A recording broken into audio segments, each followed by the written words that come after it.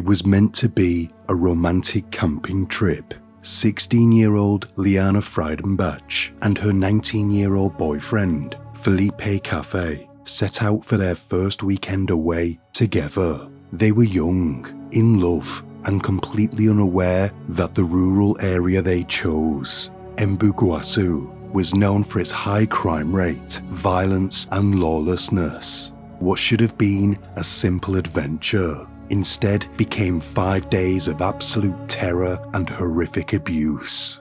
Sometime in the middle of the night, as the couple slept, two men crept towards their tent, one armed with a shotgun, the other holding a machete. With a single violent motion, the blade tore through the fabric. Before Liana and Philippe could even react, they were dragged out and taken hostage. Their weekend ended the moment that tent was sliced open, and the nightmare that followed would become one of the most horrifying crimes Brazil has ever seen.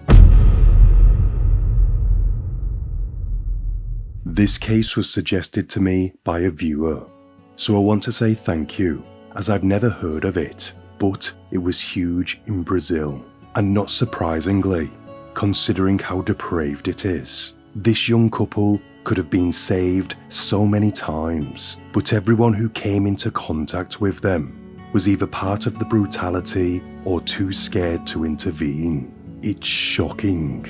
Also, because this case is over 20 years old, there are not a huge amount of images available, and what I do have is not the best of quality, but I will do my best to give you a visual reference. But before we dive in, if you find this video fascinating, then please drop it a like and leave me a comment below. And if you are new here, then please hit the subscribe button and consider following me on Instagram. It all really helps. Thank you. This video is created solely for educational and documentary purposes. It does not endorse or condone the criminal actions described within. Liana Friedenbach was born on May 6, 1987 in Sao Paulo and grew up in Higienópolis, a quiet upper-middle-class neighborhood where she lived with her parents, Ari and Marcia, and her younger brother. Her father worked as a lawyer and her mother was a homemaker, and Liana was raised in a loving and attentive household. She was active in her religious community and regularly took part in youth programs and social activities. Liana had a distinct style. It was like a goth rock chick kinda look. She loved rock music and often dressed in black, usually wearing bracelets and dark nail polish, the usual attire for someone into that scene. It wasn't for attention, it was simply the way she felt comfortable. At home, she remained especially close to her father. She was very much a daddy's girl. Her father, Ari, would say that they knew what each other was thinking without talking. He was very much a big part of her life, and they had a very open relationship with each other. Ari knew when she would return from school, where she usually went, and who she spent time with. She typically kept her parents informed about her plans, and he often drove her to the bus stop for her community activities or to go to the gym, which she loved. Fitness and well-being were very important to her. Education was also very important in their household, and Liana told her parents that she wanted to study at night as she felt she retained information better, and so they agreed to let her switch to night classes. In August 2003, her parents transferred Liana to Colegio São Luís, one of the most respected private schools in Sao Paulo. The decision wasn't driven by any issue. Her family just wanted her in a stronger academic environment that could better prepare her for the future. The thing was, joining in the middle of the semester can be difficult for many teenagers, and at first Liana struggled, but she adapted quickly and settled into her classes. By 16, Liana was already thinking ahead. She had talked about studying physical education, and she would soon be taking what's called the FUVIST exam to see if she could get into her desired university. This just shows how well she had her life put together. She was only 16 and too young to go, but was preparing the best she could.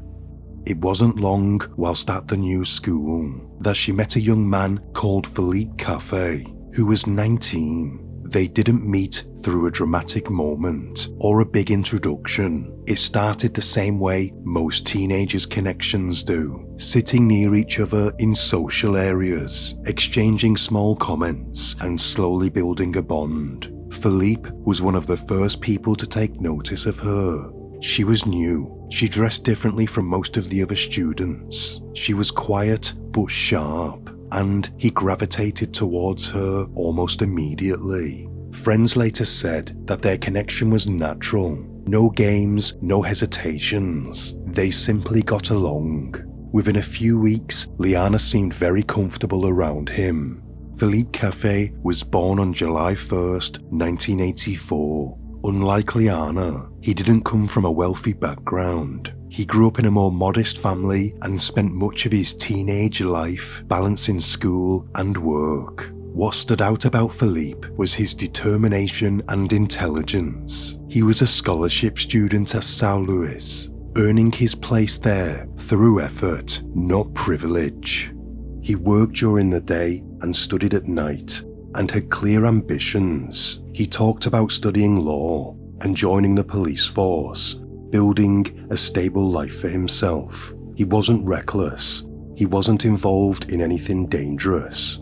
He was just a hard-working 19-year-old who was intelligent and had a chance to make something of himself. People described him as calm, focused, and a little reserved, but kind. And he treated Liana well. Liana's father, Ari, said in an interview that one day he went to pick her up from school, and when she walked up to the car, Philippe walked her right up to the door and left. When she got in, Ari asked her, "Is that your boyfriend?" And Liana said, "Not yet." Then the next day, the same thing happened again. But when she got in the car, she told her father, "Guess what? He's my boyfriend now." Ari was happy that Liana had found her first love. Before this, she had never had a boyfriend. Still, he didn't know Philippe very well, but he didn't want to force anything. Liana and Philippe were dating for 2 months, between August and September 2003. They even wore promise rings. They were very much young and in love. During this time, Philippe came up with a plan. He and his friends wanted to go to Embu Guasu, and he asked if Liana wanted to join him. They would go in late October. He had gone with his friends before, and they camp, have a cookout, and just explore the area. Basically, it's a place to get away from parents and let loose a little. But over the course of the following month, one by one, his friends dropped out, for one reason or another. But Philippe still wanted to go, and Liana wanted to spend time with him, so they decided to go together. What they didn't know was that this area was known amongst locals for robberies, gang activity, and violent individuals who roamed the area. I can only assume that going in large numbers previously was what may have protected them, but Philippe only seen this place as a peaceful getaway. Liana knew her parents wouldn't allow her to go to a place she had never been, with a young man they barely knew. But like most 16-year-olds, she wanted a little more freedom than her parents were ready to give, so she came up with a lie that sounded perfectly harmless. She told her parents she'd be spending Friday night at her youth group and leaving early the next morning with them for a supervised trip to Ayabella. It was a place she'd visited before, a trip her father wouldn't question. She even told her dad that she wouldn't need a lift to the bus stop, as Philippe would walk her. To him, nothing felt out of the ordinary. She had done this many times. Both she and Philippe had packed their bags for the trip early and left them in their school locker so that they would not cause any suspicion. Philippe had told his parents about the camping trip, but he simply said he was going with his friends, which again was nothing out of the ordinary. So now the plan was set in motion and their parents were none the wiser. On Friday, October 31st, after classes at Saint Louis, Liana didn't go home. She met Philippe outside the school gates, both of them carrying their backpacks ready for the weekend. They headed into the city and spent the night beneath the Museum of Art Sao Paulo. It was an open concrete space teenagers and skaters often used as late-night gathering spots. They sat on a bench. It wasn't comfortable. It wasn't romantic. It was simply a place to stay unnoticed till morning. They knew they couldn't go home as their cover would be blown, and they didn't want to travel into the countryside in the dark. And buses headed towards the rural outskirts didn't start again until 5 a.m, so they stayed put, counting down the minutes. At dawn, the couple made their way across Sao Paulo. Then they took the subway to Tiet Terminal, bought tickets and boarded a bus towards Emugasu. Once they arrived, the atmosphere changed immediately. The quiet streets, the rundown houses, the unfamiliar faces. I'm pretty sure it wasn't the kind of rural getaway Liana had pictured. Still, they pressed on. They took a local taxi deeper into the area, getting off near a dirt road surrounded by thick brush. From there, they walked for miles, following the path towards an old property Philippe knew of, a place long abandoned after a crime had happened there. The owner of the farm had abandoned it after local gangs had opened fire on him and his family. But Liana didn't know that. Philippe didn't know that. To them, it was just a chance to be alone together for the first time. They had no idea that the moment they stepped off that road, they were walking straight into the hands of the men who would end their lives. As they passed through the village, people stared. Two teenagers, carrying heavy backpacks, dressed like city kids, clearly out of place. And Liana, with her striking appearance, drew even more attention. They didn't realize those looks weren't harmless. At one point on the walk, they crossed paths with two men coming from the opposite direction. Roberto Champina Cardosa, who was 16, and his friend Pernambuco, who was aged 32. To Liana and Philippe, it was nothing more than a brief, awkward passing with two strangers on a rural path. They kept walking. They didn't stare. They didn't stop. They didn't sense a threat. But the reaction on the other side was different. Both men noticed them immediately, noticed the backpacks, city clothes, and Liana. While the couple continued walking towards the abandoned farm, focused on finding a place to set up their tent, the two men stayed behind, watching them disappear down the track. And from that moment on, Liana and Philippe were no longer just campers passing through. They had been marked. After finally reaching the old farm, the first thing they saw was the abandoned house, crumbling walls, broken windows and graffiti. The place had clearly been deserted for years. Still, for two teenagers looking for privacy, it felt like a spot where nobody would bother them. They walked around the area for a bit, checking the ground, looking for a flat patch of land where they could set up. As Philippe was pitching the tent, Liana's phone rang. It was her dad. She answered, and they began chatting. But quickly, Ari noticed how quiet it was. As far as he was concerned, she should be on a bus with her youth group. They should be laughing and joking around. He asked her, "Why is it so quiet there?" She quickly made up a lie and said that they had set off early and that everyone was asleep on the bus. Although a little unusual, Ari had no reason to doubt Liana. He made her promise to call him when she arrived at Iabella. She agreed, but that call would never come. Eventually, the tent was set up. Liana and Philippe shared some wine as the night drawn in. They were exhausted from all the travelling, and it didn't take long for them to fall asleep, believing they were alone, about to begin a romantic getaway.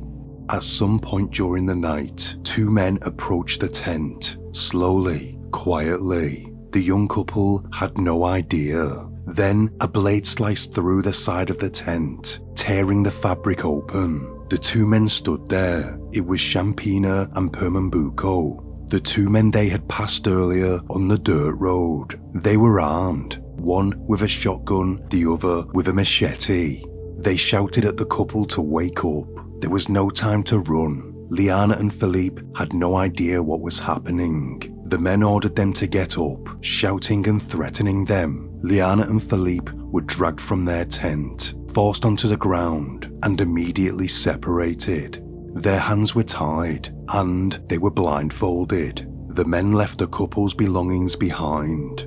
They weren't interested in their gear at all. They weren't there to steal. They were there for the couple. From that moment on, Liana and Philippe were hostages, taken from their tent at knife point and gunpoint, then marched off into the forest, unaware that they were walking towards 5 days of terror. Neither of them would survive. After that brief, uneasy phone call on Saturday evening, Ari expected to hear from his daughter again, but the hours passed and she never called. By the afternoon, he tried phoning her again, no answer. He tried in the evening, and it went straight to voicemail. He didn't panic at first. He didn't want to worry Liana's mother, but that morning call kept replaying in his mind. The quietness on the bus, the way she rushed off. By Sunday, his concern turned into fear. It had now been 2 days with no contact. He called her over and over, and every attempt went straight to voicemail. Her mother began calling too. Eventually, after flipping through Liana's phone book, he called one of Liana's best friends. He asked where she was, and at first, her friend denied any knowledge. But when he told her the severity of the situation, she admitted the truth. Liana hadn't gone to Iabella. She had gone away with Philippe. That was the moment everything snapped into place. Ari and his friend immediately drove to the terminal in Embu-Guasu, the last known location they'd heard they could be. They searched the area themselves, driving through back roads and tiny neighborhoods long after dark, calling her name, stopping anyone who might have seen the two teenagers with backpacks. They found nothing. By Monday morning, the police had been notified, and they immediately treated the situation like an abduction. Officers in Embu-Guasu were fanning out across the rural roads. They questioned drivers, caretakers, and locals who knew the area's dangers well. Ari followed every step of the search. He printed flyers and handed them out to locals, and called anyone with connections who might help. A local businessman even offered a helicopter, and Ari accepted, and he dropped thousands of leaflets with Liana's and Philippe's face from the helicopter across the region. Ari didn't stop. He couldn't stop. He was a father who knew deep down that something was very wrong. With two local officers guiding him, they headed down a narrow dirt track towards the abandoned farm. Officers knew this was a place that locals avoided, and this is why they decided to go there. He walked with two officers through the overgrown path. They pushed forward until Ari suddenly froze. There it was, the tent. At first, he hoped it wasn't theirs, but as soon as he got closer, he seen Liana's flip-flops lying outside in the dirt, the same pair she wore every morning. The officers opened the tent. A long knife cut ripped down the side. Inside, the bags were untouched, food still packed, nothing disturbed except the fact the couple was gone. This clearly wasn't two teens wandering off. This has Champina's mark all over it, one of the officers said. It was the first time Ari had heard the name Champina. The suspicion wasn't random. The moment the officers heard where the couple had gone missing, one name came up, Champina. He was known in that region for all the wrong reasons. Word on the street was that he had already stabbed and killed a man at aged 14. He roamed those exact forests constantly. Locals were afraid of him. He hung around abandoned properties, including the farm where the tent was found. He had a habit of approaching outsiders who passed through the area. Every petty crime, every assault, every disturbance in that part of Mbuguasu seemed to involve him or his group. The officer in the car with Ari, Fidel, had lived in the area for years. He knew the pattern, he knew the names, and when he heard young couple missing in the woods, he didn't even hesitate. This is exactly the kind of situation Shampina would be involved in. Now the manhunt began. Later that night, just as the search was getting into full swing, Ari's phone rang. A man on the other side introduced himself only as the woodsman. He was someone who knew those forests better than anyone. He'd heard about the missing couple and wanted permission to help search. Ari agreed immediately. Hours passed in tense silence before the man called again. This time, his voice was more urgent. He told Ari he'd come across a drunk man wandering the woods, rambling about things he shouldn't have known. Details that pointed straight to the couple. The woodsman took him to the local police station. Once the man sobered up, everything spilled out. Names, locations, and the first real link to the group holding Liana and Felipe. He was called Antonio Catano. After days of hiding, drinking, and panicking about the police, Catano got extremely drunk. He wandered the area rambling. This is when the woodsman encountered him. He was known to be a hanger-on of the gang. He wasn't particularly intelligent. He wouldn't plan crimes himself, but he would take part. He never held down a stable job and surrounded himself with the wrong crowd. He began to tell officers what happened to Liana and Felipe after they had been kidnapped. At first, it was supposed to be a robbery, but both Shampina and Pernambuco found Liana very attractive, so they decided to kidnap them. The moment that tent was sliced open, everything moved fast. Shampina and Pernambuco dragged Liana and Felipe out at gunpoint, forcing them to the ground, threatening to shoot them if they made a sound. Felipe tried to defend her, but Shampina struck him with the shotgun and ordered Pernambuco to tie his hands behind his back with rope. With both teens subdued and blindfolded, the men marched them through the dark, rural track, deeper into the abandoned farmland. Liana was pushed ahead, Felipe was dragged. The walk lasted several minutes, long enough for them both to realise there was no chance of escaping. Liana tried to plead with them. She said her family was rich and that they could demand a ransom for her. The men did take notice, but this wasn't about money. They wanted her. Felipe, on the other hand, told them he didn't come from wealth, so he could not offer any kind of ransom. They were taken to a decaying shack hidden in the overgrown. The property belonged to their friend Antonio Catano, the man the woodsman found. But he wasn't at home by this point. Inside, the men forced them onto the dirt floor. Felipe was tied to a chair in one of the rooms. Then he was beaten again and shoved into the corner. Liana was separated from him almost instantly. She was taken into another room where Shampina forced himself on her repeatedly for several hours.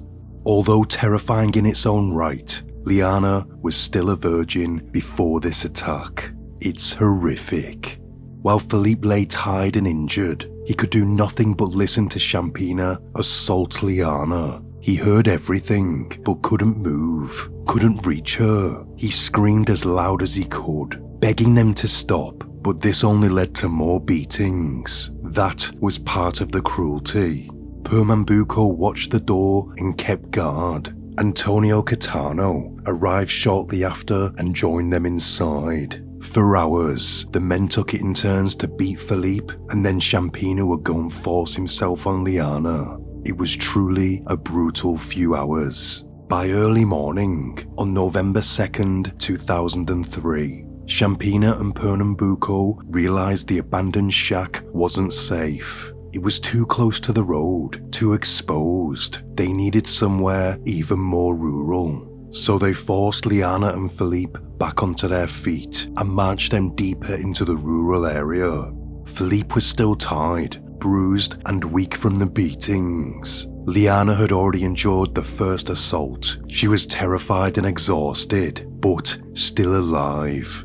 The group walked through the rough terrain until they reached the second location, a small, isolated home belonging to a man called Antonio Mateas. He was also connected to Shampina's circle. This house was far from the dirt road, surrounded by thick brush. It was the perfect place for them to hide the couple.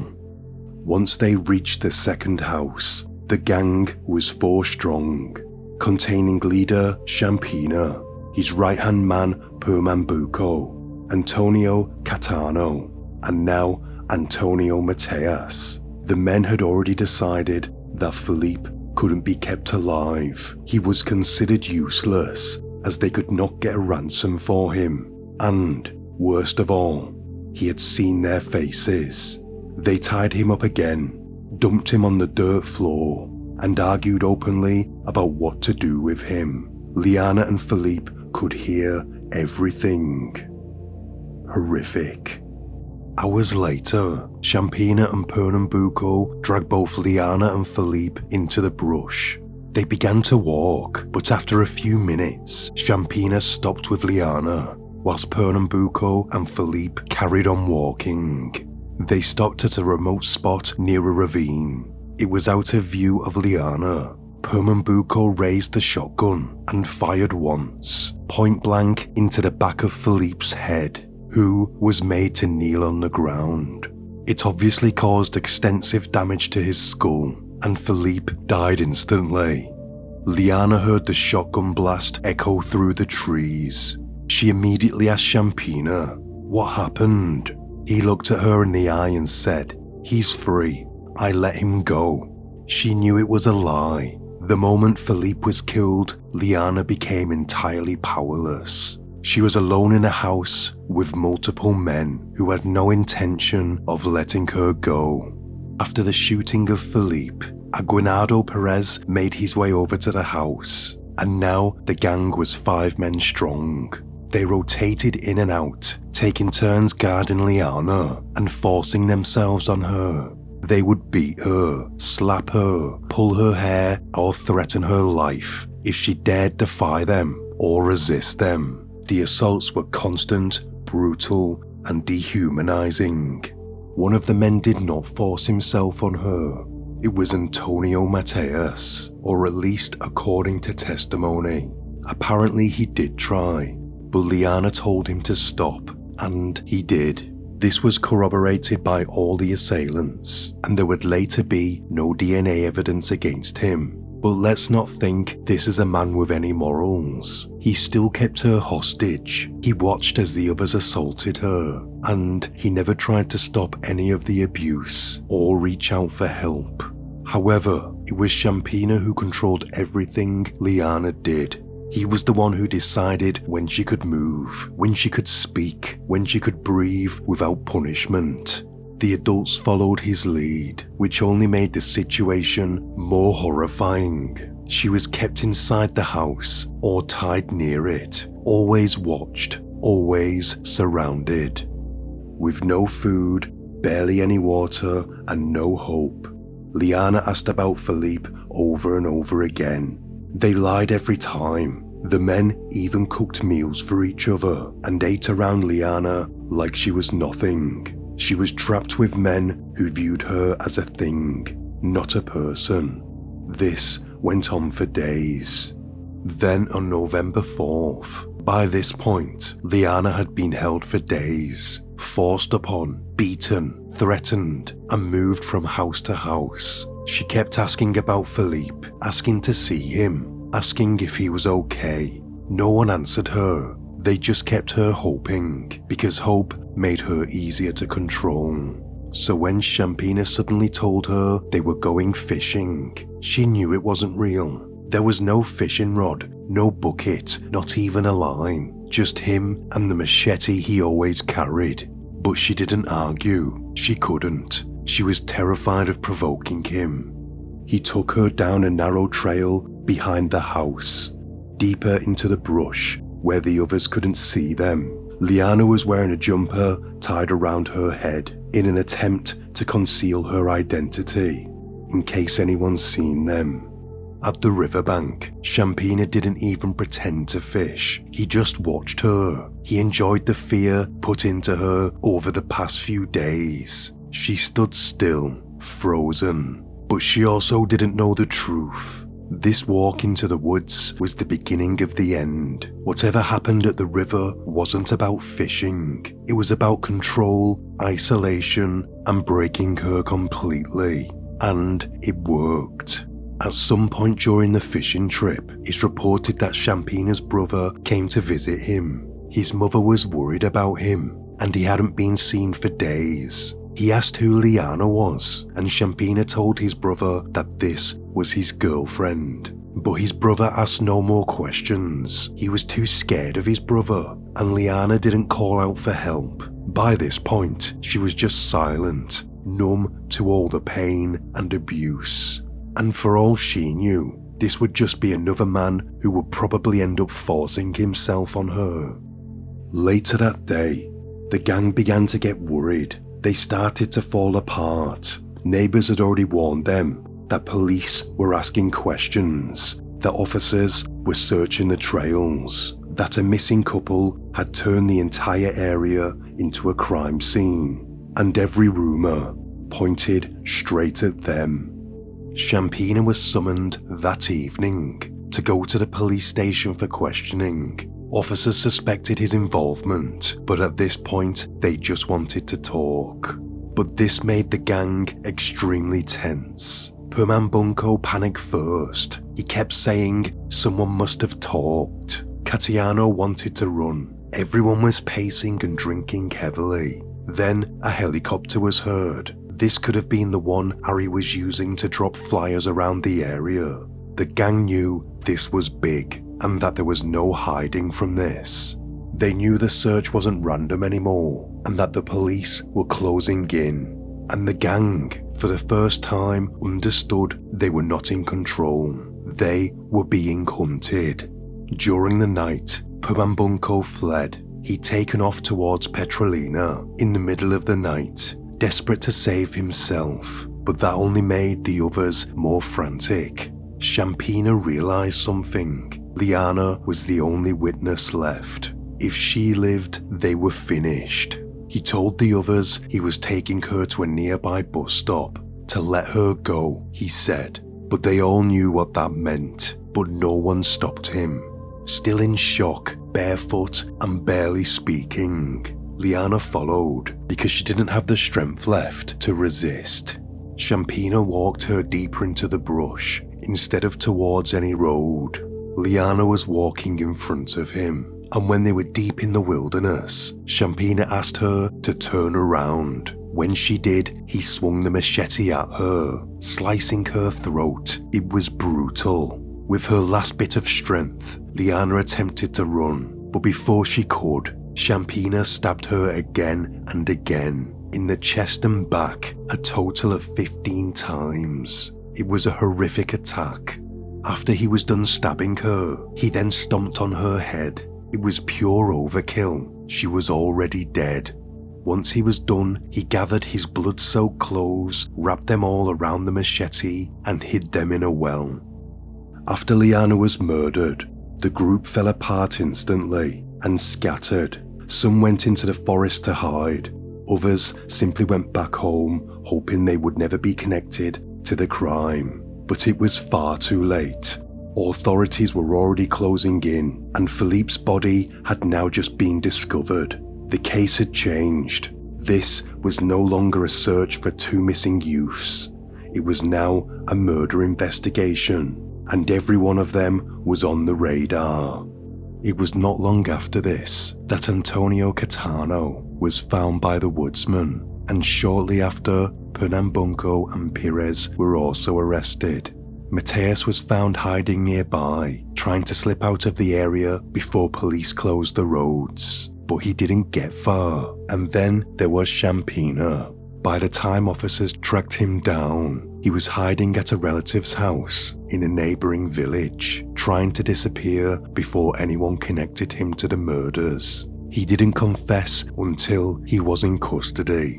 In less than 48 hours, the entire group was under arrest. The search was over. Once Champina had confessed, he took the authorities to where Liana's remains were. As they approached, he simply pointed out ahead and said, "She's over there." He guided them through trees as if he was showing them something ordinary, not the place where he had kept a terrified 16-year-old captive and murdered her. He was asked why did he do this to her, and his response was, "I felt like it." Cold.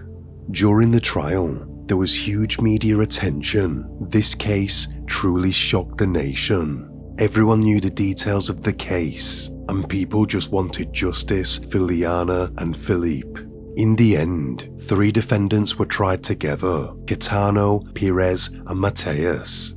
In July 2006, Caetano was sentenced to 124 years in prison for multiple counts of forcing himself, false imprisonment, and other related crimes. Pires was convicted for the same crimes, but only received 47 years, presumably because he arrived halfway through the attack, whilst Mateus received just 6 years. This was because he was only convicted of concealing a murder and false imprisonment. He was not convicted of forcing himself. There was no DNA evidence to support that he did, and during interrogation, all the men's testimonies stated that he never actually did it, although he did try. But he never stopped anyone from doing it, and he never got Liana or Felipe help. So in my opinion, this is a very lenient sentence. In November 2007, Pernambuco received 110 years for murder, forcing himself, kidnapping, and false imprisonment. Champina, who was the ringleader of the gang at just 16 years old, was considered a youth at the time of the crimes. He was found guilty of all the same crimes as the others, but because he was tried as a youth, the maximum sentence he could receive was just 3 years in a youth detention centre. But when he turned 21, the public ministry declared him a danger to society, and he was placed in a psychiatric facility indefinitely, where he still remains to this day.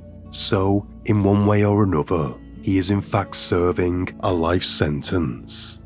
This case is truly shocking, and the effect it had on both Liana's and Felipe's family were devastating. It shows that when crimes like this happen, you don't just end the victim's life, but destroy their families as well. After Liana's death, her test results came back, the mock ones she took to see if she could get into her desired university, and she got accepted. She really was an exceptional young woman. Thank you for watching. Until next time, stay sane.